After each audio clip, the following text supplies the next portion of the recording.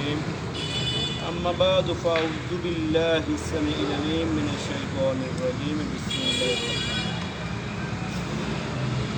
إنما المؤمنون إخوة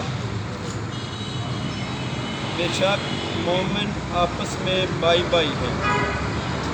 میرے دوستو، اللہ تبارک و تعالیٰ نے قرآن پاک کے اندر ارشاد فرمایا کہ مومن آپس کے وچ بھائی بھائی ہیں،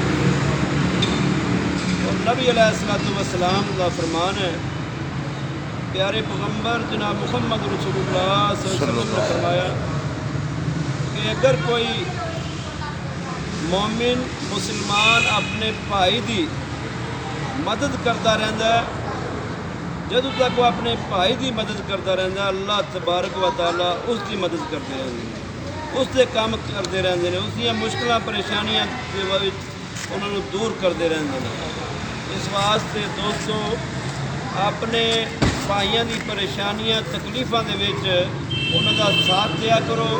کسی کو کوئی مشکل پریشانی ہوئے، اس کی پریشانی نو دور کرنے کی کوشش کریا کرو۔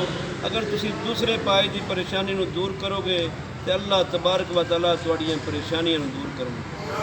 اور نبی علیہ السلام کا فرمان ہے، مسلمان ایک جسم کی مانند ہے، اگر کسی جسم کے حصے نو تکلیف پہنچے تو پورا جسم متاثر ہوتا ہے۔